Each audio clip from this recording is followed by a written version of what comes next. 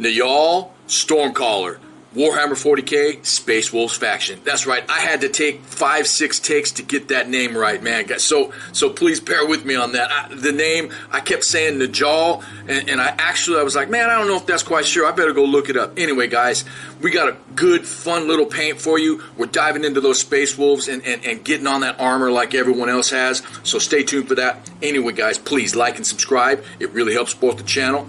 And I'll see you guys in there.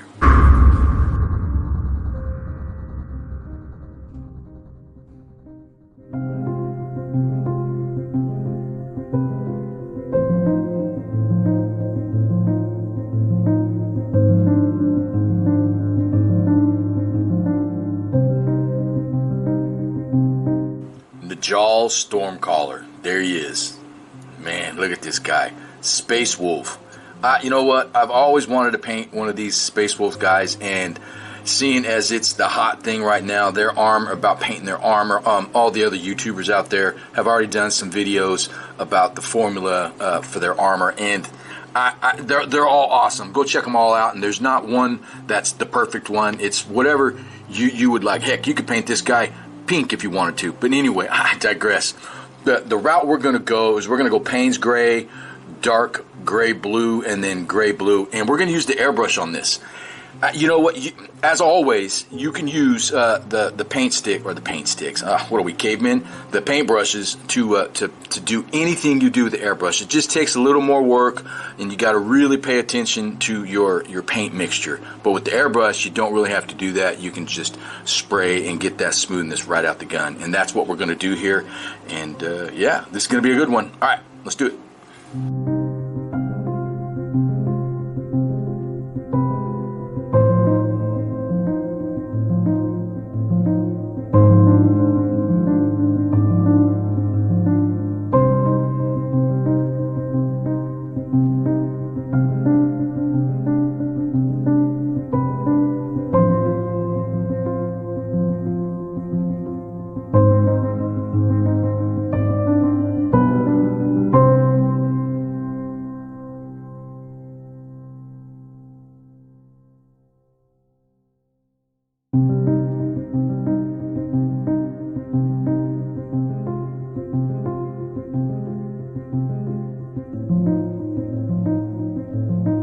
There we go. Armor is down. We used Payne's gray, dark gray blue, and gray blue, and at the very end I used a little bit of dark ivory to give it some highlight, just a little bit, just a tiny bit. Didn't do too much. But now we're going to move on to the cape, which will be purple, and we'll be starting with dark plum.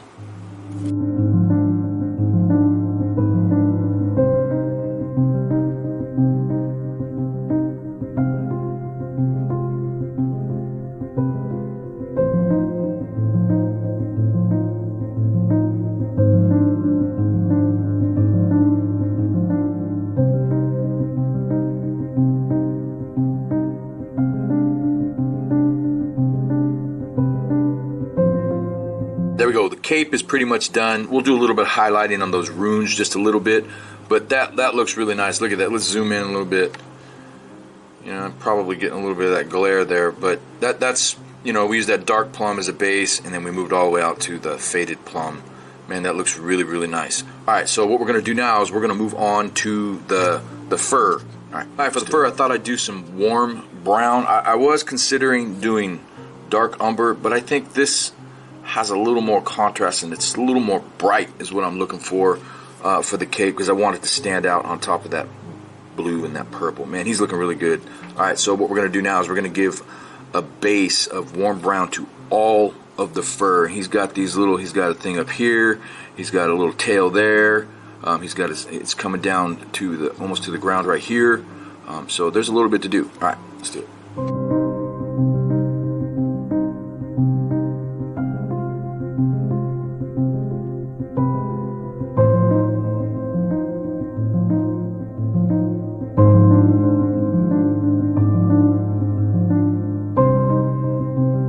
Alright, right here I took a little bit of dark umber and I put it on the pouches, and now I'm going to put it on this staff, and we're going to come back and highlight those runes, probably with some white ink or some white. I'm not quite sure yet, but let's get this.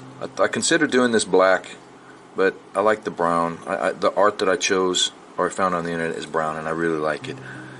I considered also doing the highlights or the runes like green to yellow, but I'm going to do orange to yellow. I think that's more of a natural color, and it fits here a little more, I think. Alright, so let's finish this staff up with dark umber. Alright, so right here I took a little bit of bright or dark ivory, and I mixed it with the dark umber, and I just did some scratches and some highlights on that holster. We got to do the bags, the little pouches. He's got a pouch here and a pouch here. We'll do that same thing. I also took some of that dark or that light umber, and I put it on the runes just to give it a pre-highlight. So just wanted to point that out. Alright, so what we're going to do next is, I believe we are going to finish the fur up with some ochre yellow and some ivory. Alright, let's do it.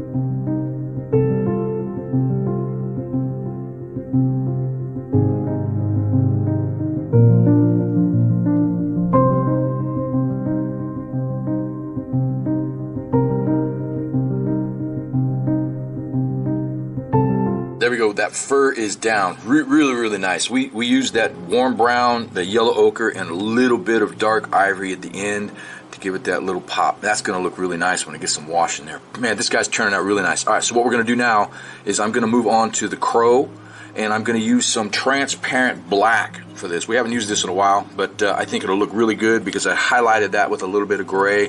Hopefully it'll show through. If not, we'll just highlight it. We'll re-highlight it. And also he's got some metal arms or wings there that we need to get. All right, let's do it.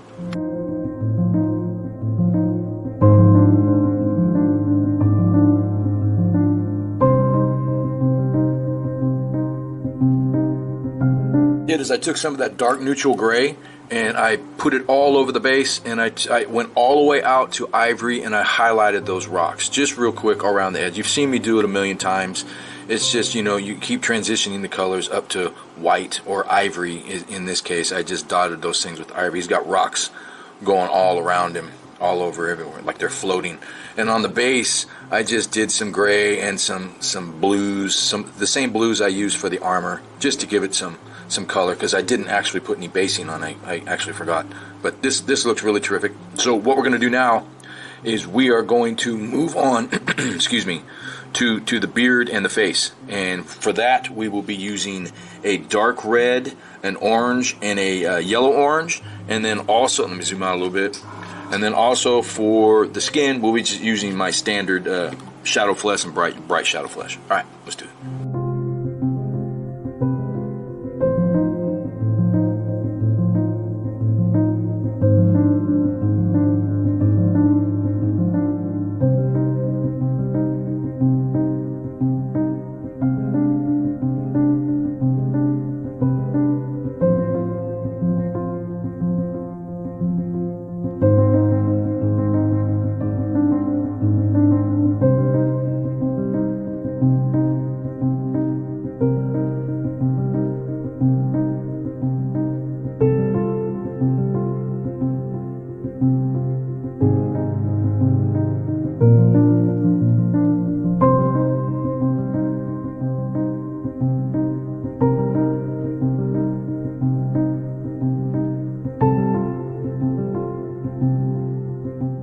The beard and the hair and the face is done. Maybe a little wash. I kind of like it as is. Doesn't really need any wash. It looks really good. Let's zoom in just a little bit. Look at that. Isn't that nice? Alright, so what we're going to do now is we are going to move on to the gold areas. He's got these little skulls all over, and then let's see. And actually, I still have to do the dark silver on the crow. But I'm going to do gold on the kneecaps, gold on the armbands, and gold on his back here. And then all the trim for the staff is gold, except for the skull. All right, let's do it.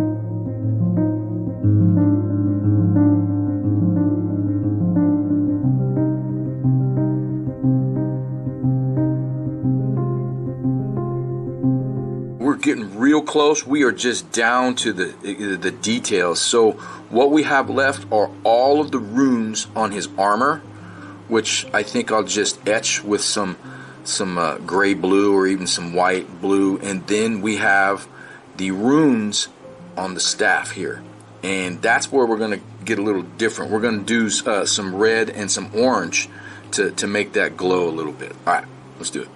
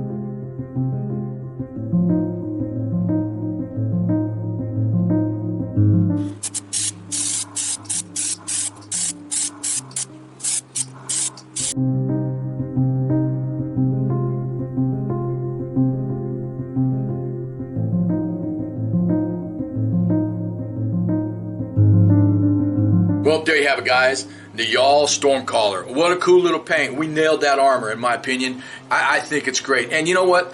Everyone has their own recipes for this armor and for everything, really. But I really enjoyed this one. And there's no wrong formula. You do what you like. You do what you see. That's the way to go. Anyway, you know what, guys?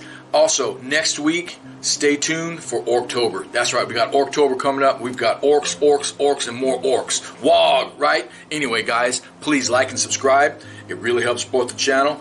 And I'll catch you next week.